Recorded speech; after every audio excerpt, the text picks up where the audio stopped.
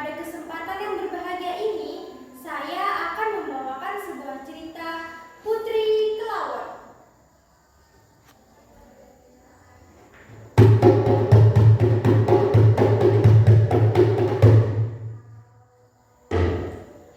Pada zaman dahulu, tersebutlah sebuah kisah di negeri pasir. Hiduplah seorang pemuda gagah bernama Nalau.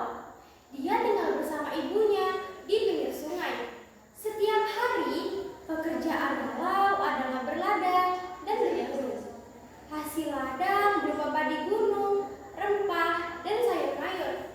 Suatu hari, Nalau berburu menggunakan jerat tali, mandal, dan sumpit kesayangannya. Di tengah perjalanan, Nalau mendengar seperti ada orang yang bernyanyi. Sayup-sayup terdengar merdu bernada sedih. Riuh, riang, riuh, awet aku kakak Nalau.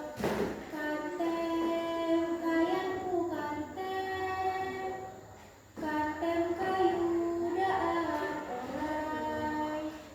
Setelah sekian lama mencari sumber suara, akhirnya didapatinya di dalam pohon bangkis yang paling tinggi.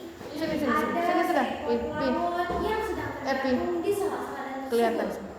Rupanya laut itu kelelahan setelah berusaha melepaskan jepitan di tangannya. Nanti kalau untuk mewarnainya nggak usah buru-buru berarti Pak Masnya. Jadi supaya yang ada kayak putih-putih ini kan, coba kamu jangan sampai ada putih-putih, tapi diberi dengan warna. Nalau kemudian beranjak meninggalkan laut. Wajah laut menjadi sedih sehingga Nalau tidak tega dan membawanya pulang ke rumah. Sesampainya di rumah, Nalau melihat ibunya sedang memilih beras menggunakan tampih. Ibu Nalau marah kepada Nalau karena melihat Nalau tidak mendapatkan hewan buruan. Nalau, kenapa hari ini kamu tidak mendapatkan hewan buruan? Hewan buruan di hutan itu kan banyak, seperti pelandung, rusa, payau, atau burung. Tapi hari ini kamu hanya membawa seekor laut saja. Ibu, Nalau tadi menemukan laut ini tersangkut di dalam bangkis. Hewan itu sudah lewat makannya, tapi karena kasihan Nalau tidak tega dan membawanya pulang ke rumah. Nalau lalu membawa laut itu ke belakang rumah. Beberapa hari kemudian, Nalau dan ibunya pergi ke ladang. Mereka jalan dari rumah pada saat matahari belum menunjukkan diri. Dan biasanya, sore hari mereka baru pulang ke rumah. Sesampainya di rumah, mereka sangat kaget. Bagaimana tidak? Mereka melihat ada berbagai macam makanan yang biasanya hanya dapat ditemukan jika terjadi pesta kampung. Belum habis kehilangan Nalau, rumah yang mereka tinggalkan juga terlihat tampak bersih. Dalam perasaan ragu-ragu, Nalau mencoba berjalan ke belakang rumah. Diberikannya sedikit demi sedikit makanan itu ke semua hewan peliharaannya. Dan ternyata tidak terjadi apa-apa. Hilanglah perasaan ragu tentang makanan itu. Dalam hati Nalau, apakah tetangga mereka yang baik hati memakan makanan ini? Tetangga mereka mengatakan tidak ada yang mengadakan makanan. Mereka juga tidak melihat ada orang lain yang membersihkan rumah Nalau. Dengan rasa penasaran, Nalau mengatur siasat. Beberapa hari yang akan datang, mereka kembali pergi berladang. Nalau berbohong dengan berpura-pura pergi ke ladang. Padahal dia hanya berada di sekitar rumah saja. Beberapa waktu kemudian, dari dalam rumah Nalau terdengar seperti ada suara perempuan dan suara yang bermacam-macam. Nalau kemudian mengintip dan mendekati dinding.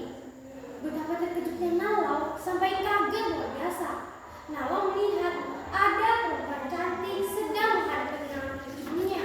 Pada saat perempuan itu melihat dari sini, pelan-pelan Nalau masuk ke dalam rumah dan menangkap perempuan itu.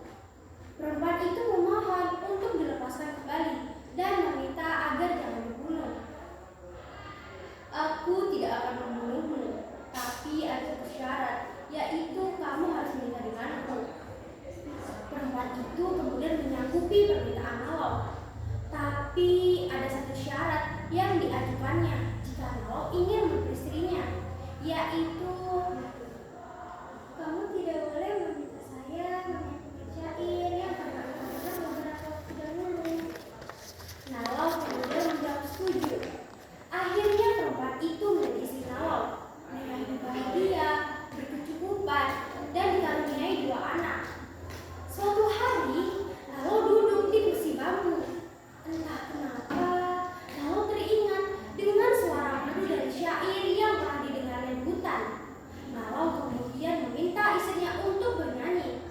Istrinya masih berharap agar Nawal tidak memintanya. Tetapi dia tak bersikeras meminta istrinya untuk menyanyikan syair tersebut. Sebelum bernyanyi, istrinya meminta maaf kepada Nawal jika terjadi sesuatu setelah dia meminta syair tersebut. Berarti tanda perpisahan mereka. Dengan berbelah mata, mulailah istri Nawal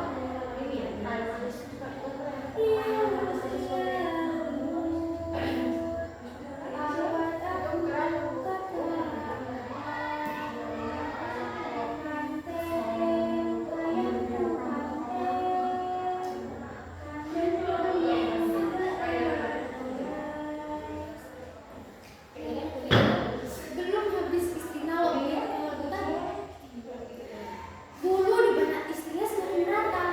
Istrinya kemudian berubah menjadi seekor kelawar. Dengan rasa menyesal, istrinya berkata kepada Nawal, "Akulah istrimu. Kamu telah mengusung aku. Karena kamu telah melihat itu, maka aku tidak mau. Jagalah anak kita baik-baik. Hanya itu kepadamu." Putri kelawar kemudian meninggalkan Nawal yang dipenuhi rasa penyesalan yang mendalam.